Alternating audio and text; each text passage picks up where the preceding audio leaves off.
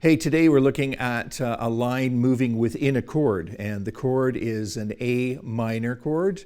This is in 5th position. We're looking at this voicing right here in 5th position. The notes in the chord are A, C, E, and A. And the line that we're going to move starts in the lowest voice and goes from A to G sharp to G and down to F sharp. So it's a chromatic movement, one semitone at a time. And now if we do that in context with the chord itself,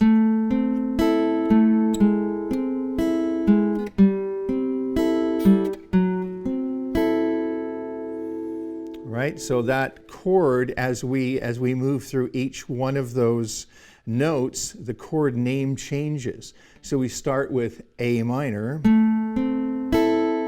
and when we go to the F sharp or the G sharp, the chord is now called an A minor sharp 7. And then move down to the G, the chord is called an A minor 7th.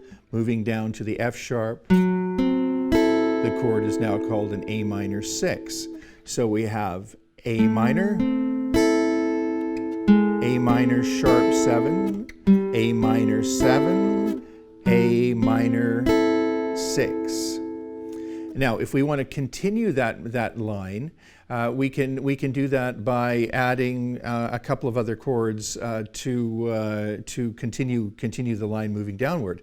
Let's say that we're in the key of A minor, since we're starting on the A minor chord, and let's continue this line going all the way down to this E. And when we get to the F note, let's make that F note the third of the D minor chord. The D minor chord would be the 4 chord in the key of A minor. So this is the first inversion D minor chord, and then we will resolve this to the E, a little E chord. Here's my bass note. You can add the 7th as well, and that turns us around to back to the A minor chord. So I'll play that for you, and you'll hear how these movable lines affect the progression itself. D minor,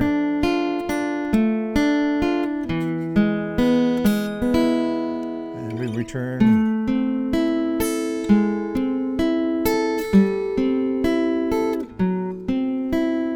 D minor, E,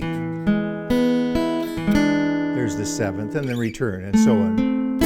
And remember that you've got the open A in this case. If you want to fill out the chord even more, and you've down here on the E, you've got that low E that's open in the bass as well. So these chords are, the reason I'm covering these chords are they're really, really common. If you've been looking through your guitar literature or your listening to recordings, you'll hear this progression happen over and over again in lots of different tunes. And if it's written down in the music that you've got, remember that it's going to look like A minor, and then another A minor with a sharp 7, and then an A minor 7, and then an A minor 6. And that's really important to know, because you don't want to be flipping through chords all over the fretboard in order to play those chords just because they seem to be changing name. The names are only changing because you're moving one note, and so it's a sort of a roundabout way to say, I just want what this song wants is just this one note moving and connecting to other chords. So once again, that's an A minor to an A minor sharp 7, A minor 7, and A minor 6, beginning with the root position A minor chord in 5th position on the fretboard.